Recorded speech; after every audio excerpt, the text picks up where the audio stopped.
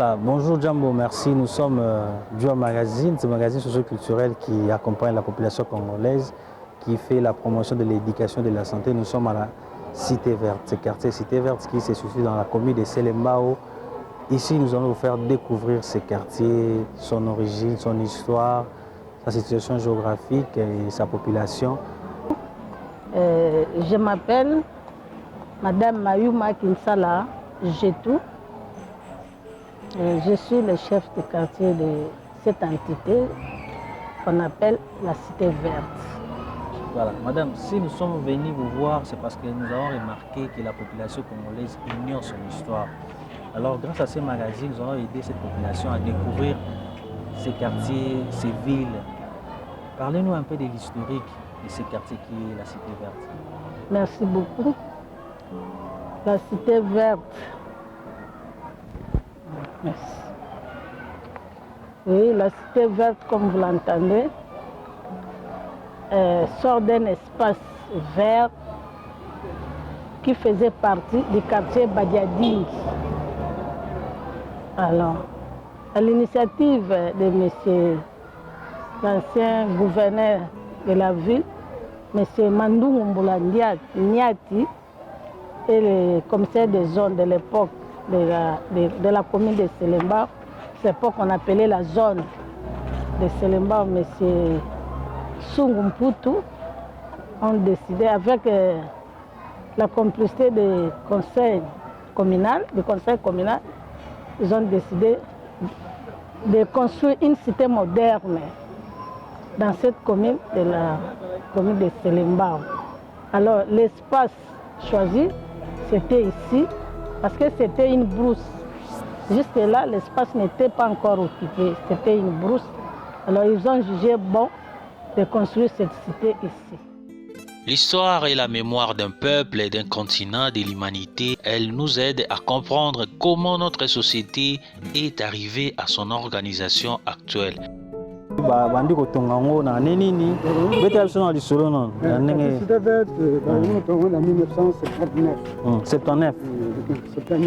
Ah ok, da batonga ki yango mpona bato nyonso ba particulier pe bayaki kosomba kenga naza na mbongo na na sombi. Et puis nous avons mis la compagnie de la Air Congo et Tête Africa parce que vous avez la compagnie de Congo et tu as un cadre avec le cadre de mon service tu vois là c'est et la société qui devrait construire, on l'appelait le GEC, donc qui signifie logement sociaux. C'est seulement en 1994, si la demande des notables de cette partie, nouvellement construite, qui ont demandé à ce que cette partie soit un quartier à part entière. Ils ont mené les démarches et ça a réussi. Et on a donné, et compte tenu aussi de la croissance aussi de la population de cette partie, on a donné le nom de Cité Verte. En tant que citoyen, la connaissance de l'histoire de son pays favorise également la prise de responsabilités et l'engagement pour le développement de sa communauté. En plus, maîtriser l'histoire permet d'éviter de reproduire les mêmes erreurs du passé. Étranger boni wazawa na bana mboka boni wazawa. Pas le rapport de na bureau. Te maman pesaki déjà. Maman pesaki na ye mais ndeka to tamba to solola. Ce qui est au bac c'est monsieur Zali. 23. 23. 23. Il y a une nationalité ni no yeba ba nationalité na bon. Oui, alors là j'ai parlé de la construction des logements. Ils ont construit à cette époque-là, ils ont construit 366 villas. 366 villas et 13 rues. Mais il faut aussi mettre en compte l'avenue Bypass et la route Matadi qui sont deux grandes artères qui constituent les entrées principales ici dans ces quartiers Cité Verte. Le chef du quartier qui a dirigé ce quartier s'appelait M. Ngouvulu Ntela. Ngouvulu, et puis il y a Mbouila, Mamona, et puis Teka, avec qui j'ai travaillé ensemble. Quand moi je suis ici arrivé en 2002 comme chef de quartier assistant, j'ai travaillé avec M. Teka, Oudima qui fut mon titulaire. Et avec lui, on a travaillé en tout cas de 2002 à 2010. À 2010, mon chef a eu des problèmes avec la hiérarchie. Il a eu comment on appelle ça, une suspension. Moi, j'ai fait l'intérim toute l'année 2010. C'est en 2011 que la hiérarchie m'a confirmé à la personne de l'ancien bourgmestre Douglas, qui est l'actuel Koulou, Douglas Nkoulou, qui est l'actuel bourgmestre de la commune de Limé. Donc je suis titulaire depuis... Quelle année que vous êtes là? Comme titulaire? Oui. Depuis 2011. 2011. Oui, jusqu'à ce jour.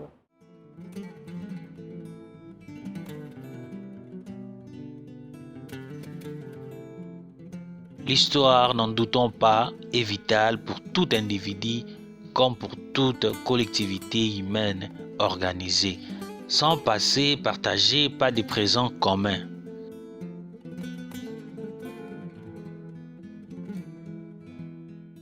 Cité verte, Mipanzi, dans le nord, sud, est et ouest. Babadi, quartier Babadingi, c'était quartier Mbobikoussa, c'était quartier La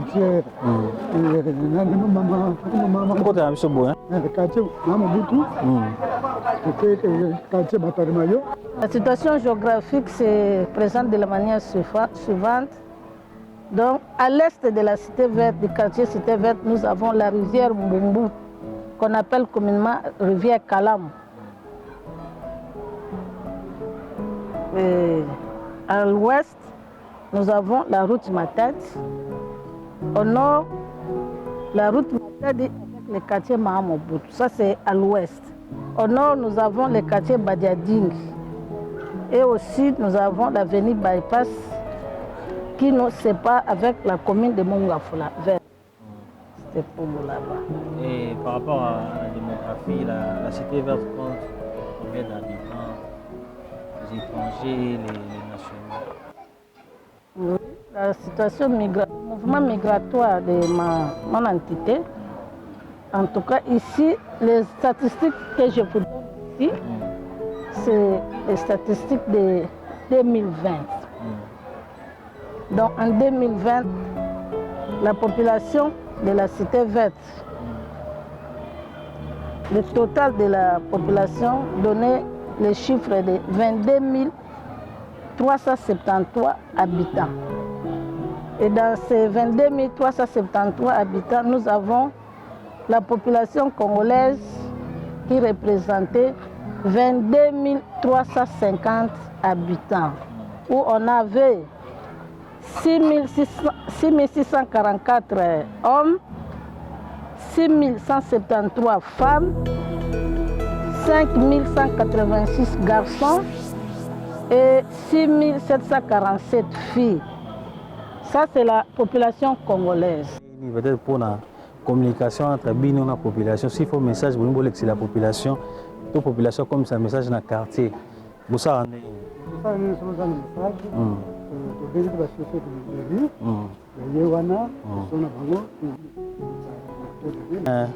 courant, maï, awa, ils ont des... Le maï marche chaque jour.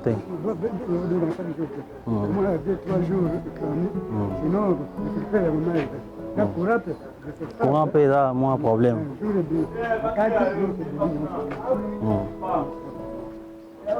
Il a un salon, salon. Ah, ça, ça, ma casse, hein. La salle ma casse, chef.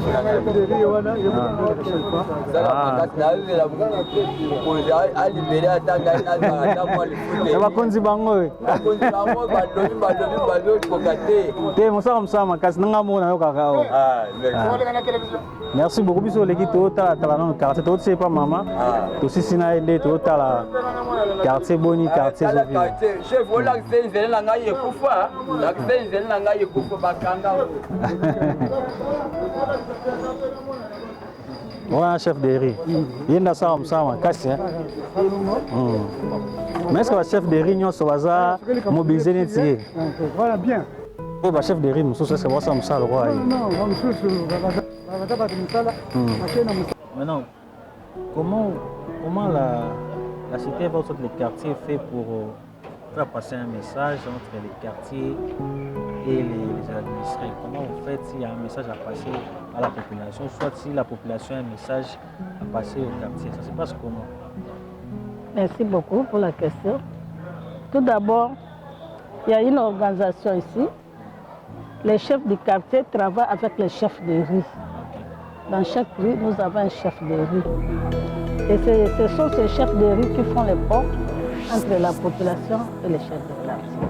Quand le quartier a un message, il convoque ces chefs de rue, on donne le message aux chefs de rue et les chefs de rue vont pouvoir transmettre ça à la population. Mais ici même, dans notre bureau, nous avons notre sensibilisateur. Okay. On a un sensibilisateur.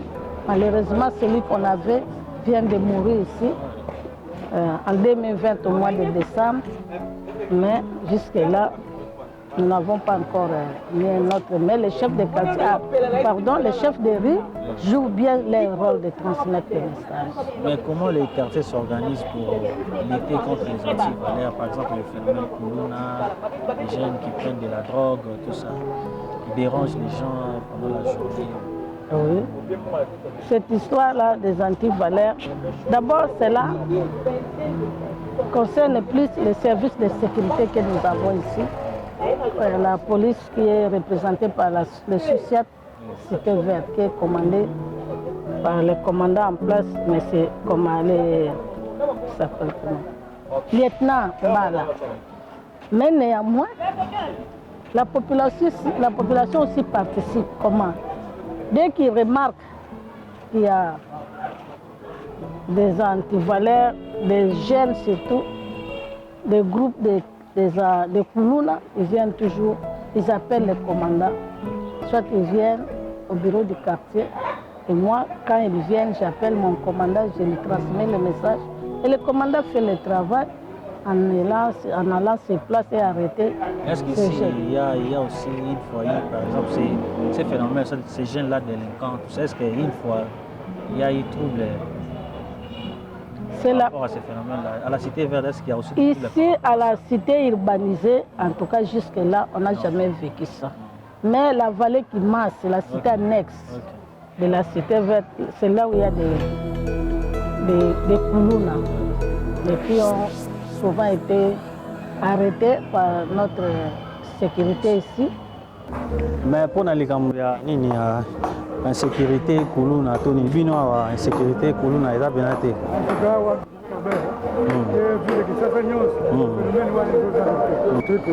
Sur place, entrée gauche à les awa, puis pour tout le monde, na seconde. Revenu le yeki. Au centre de santé, pour les cliniques. Au bas, il y a 5. Il y a combien? 5. On a école. On école.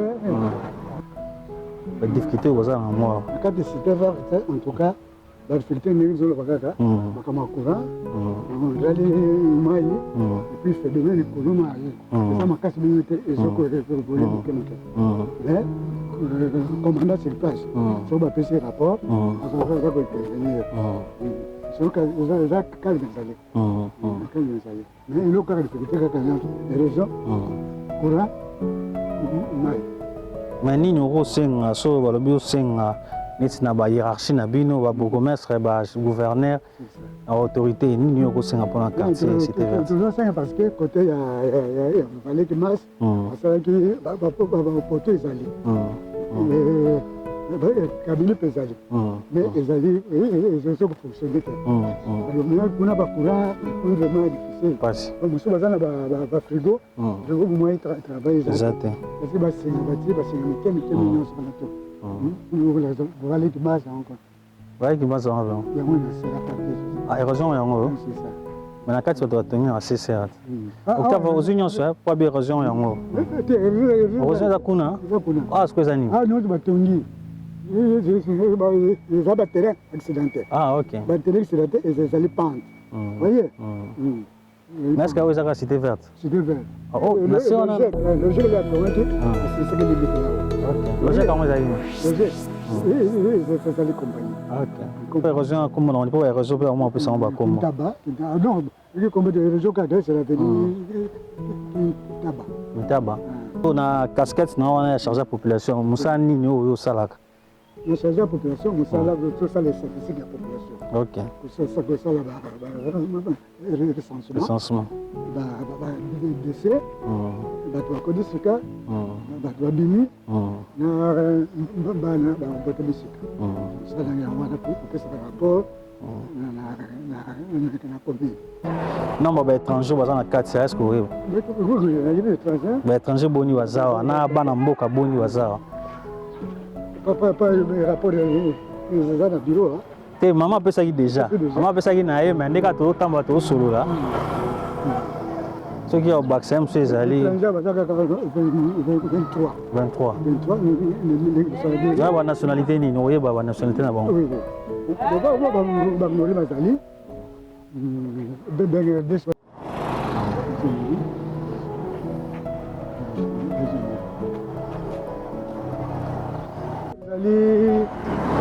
Sur la service, tu fais la chef de vie, mon visitateur, tout ça, c'est le chef samedi. Namoni wacha bapoto yani. Bapoto namoni. Ah, prépayé. Ah, on va continuer à préparer. Ah, so bali wacha batu nyonso.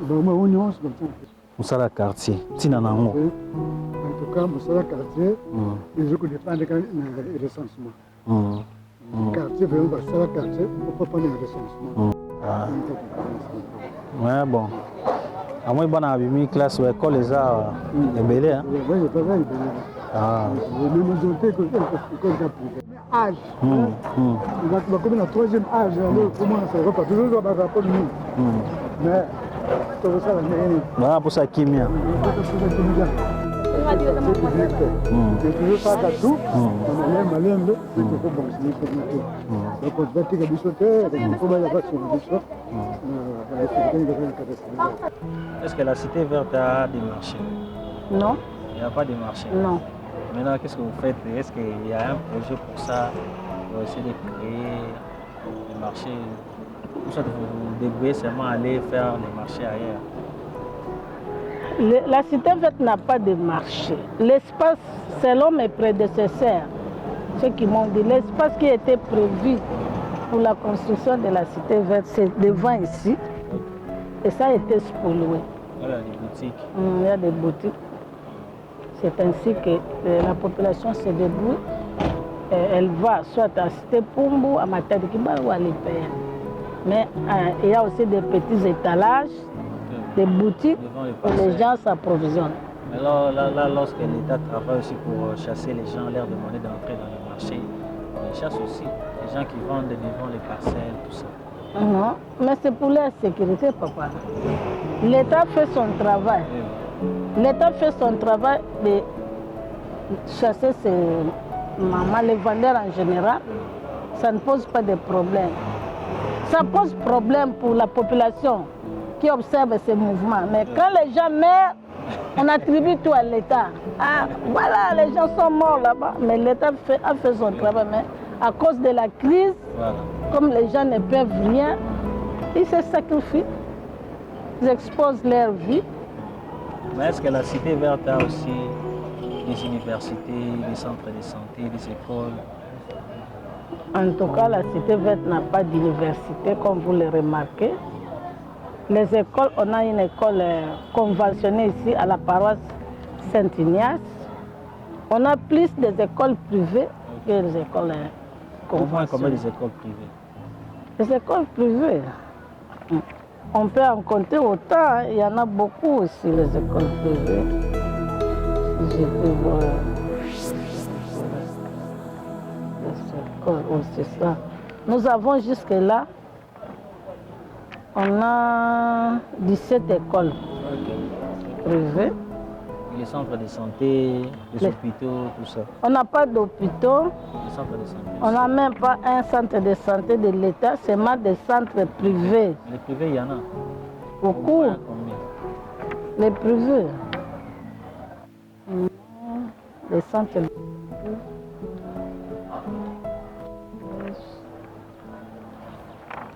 Superficie, on peut s'y noter.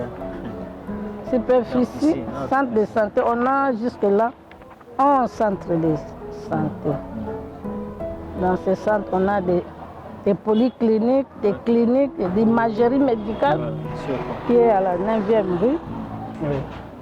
Superficie, on peut s'y votre. La superficie, en tout cas, cette superficie, je l'ai avec moi ici. Selon la formule qu'on nous a donnée, quand on a suivi une formation à la division urbaine de l'intérieur, la formule qu'on nous a donnée, quand on a appliqué, on a trouvé que la cité verte a une superficie de 3825,6 km². C'est la superficie. Mais nous, à notre niveau, parce qu'une superficie ne peut pas changer. Et si on a remarqué que chaque fois, la superficie changeait. C'est pour ça que nous avons demandé au service de l'urbanisme et contentieux de la commune. On a toujours demandé, dans chaque rapport annuel, nous émettons cela, qu'ils viennent, qu'on fasse un nouvel mesurage pour connaître exactement la superficie de notre quartier. Est-ce que les quartiers organisent aussi des activités culturelles pour les jeunes? On n'a pas de centre, on n'a pas de place où on peut organiser. Il n'y a pas de terrain. Comme je vous ai dit, tout a été spolié. C'était là au niveau du parc, vers la 12e rue. Le parc là, c'est là où on avait prévu quand on a construit la cité pour toutes ces activités, mais on a tout spolié, on a tout vendu. Même chose pour les stades, les places de loisirs comme basket. Seulement les enfants se débrouillent là à la concession lac. Mais ça, c'est privé, c'est pour Air Zaïre. Mais ce que l'État a mis en place pour la population n'existe pas. Mais moi, je avec ce qu'on doit tambola, tu as de l'accès à la place, je suis tambola. Ouais, la place n'est pas. Parce que le temps, il y en a, il y a un terrain, mais il y a des destinées pour nous, salamité, tu as de l'accès à la tambola. Ngeza kitoko makasi na venya na lunda na sima bakuna mingi na sima bazalaka kuna c'est libulu ana zamba sona. Donc c'est un peu ça, la difficulté aux rencontrés dans votre quartier, ça va défi vraiment majeur. Ça c'est quoi? Les érosions. Première difficulté.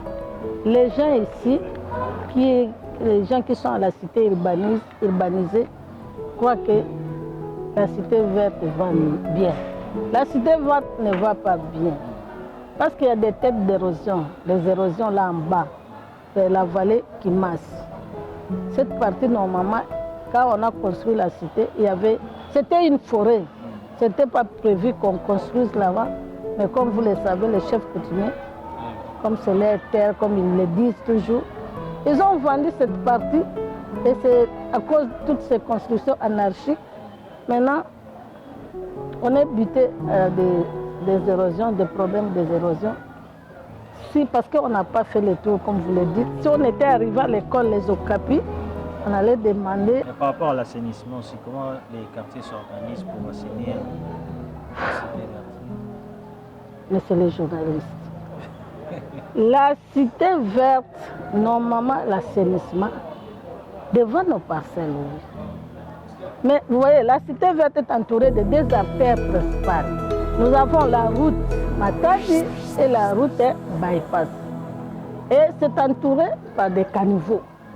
Ces grands caniveaux, c'est le travail de l'OVD normalement. Dans la cité. C'est là vous nous parlez des grandes routes. Mais c'est là, la cité ici.